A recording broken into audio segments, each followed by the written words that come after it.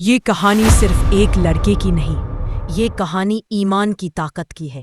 ایک ظالم راجا، ایک جوان لڑکا اور ایک ایسی آگ جس میں جلنے والے لوگ ہار نہیں، جیت گئے۔ قرآن نے اس قصے کو اصحاب الاخدود کہا، اور یہ قصہ انسانی تاریخ کا سب سے پر اثر واقعہ ہے۔ ایک بات یاد رکھنا، جب ظلم اپنی انتہا پر پہنچ جائے تو اللہ اپنی رحمت بھیجنے والا ہوتا ہے۔ پرانے زمانے کا ایک راجا تھا، سخت ظالم، اپنے آپ کو خدا کہنے لگا، لوگوں کو مجبور کرتا تھا، صرف مجھے پوجو۔ اس کا ایک جادوگر تھا جو راجا کی شہرت کو برقرار رکھتا۔ جب وہ بوڑھا ہوا، اس نے کہا، راجا جی، اب مجھے ایک لڑکا چاہیے جسے میں جادو سکھا دوں۔ راجا نے حکم دیا، لاؤ ایک بچہ جو ہمارے لیے فیوچر کا جادوگر بن سکے۔ ایک دن وہ لڑکا جادوگر کے پاس جا رہا ہوتا ہے۔ راستے میں ایک راہب مونک بیٹھے ہوتے ہیں، ان کے چہرے پر سکون، ان کی زبان پر اللہ۔ لڑکا رک جاتا ہے۔ آپ کون ہیں؟ راہب مسکراتا ہے، میں اللہ کا بندہ ہوں۔ نہ راجا خدا ہے، نہ جادو حق ہے، حق صرف اللہ کا ہے۔ لڑکے کے دل میں پہلی بار روشنی جھلکتی ہے۔ اب روز وہ راجا کے جادوگر کے پاس جانے سے پہلے اصلاح اور حق راہب سے سیکھنے لگتا ہے۔ ایک دن جنگل سے گزرنا ہوتا ہے۔ راستے میں ایک بڑا سا جانور راستہ بلاک کر دیتا ہے۔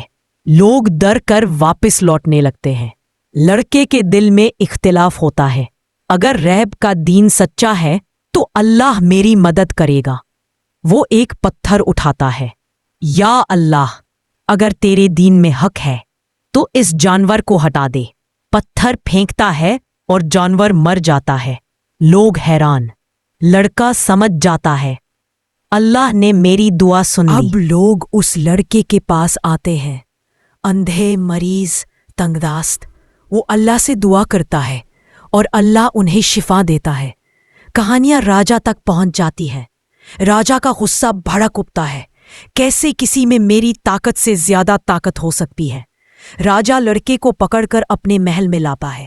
بتاؤ، تمہاری یہ طاقت کہاں سے آتی ہے؟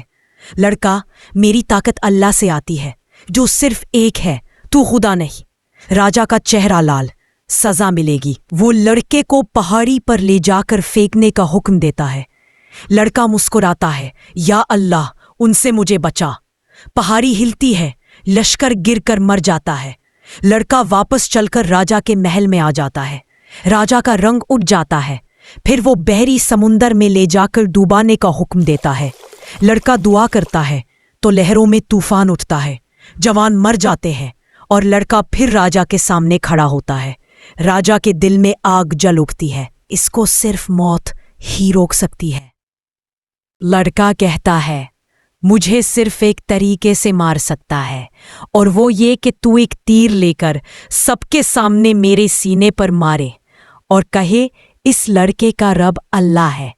راجا حیران، بدل کی آنکھ بند ہو چکی تھی۔ وہ لوگوں کے سامنے تیر نکالتا ہے، اس لڑکے کا رب اللہ ہے۔ تیر لگتا ہے، لڑکا شہادت پا لیتا ہے۔ لوگ چیخ اٹھتے ہیں، ہم سب اس لڑکے کے رب پر ایمان لیتے ہیں۔ یہ راجا کے لیے سب سے بڑا تھپڑ تھا۔ راجا کہتا ہے، جس نے اللہ کا نام لیا، یہ زندہ جلا دو۔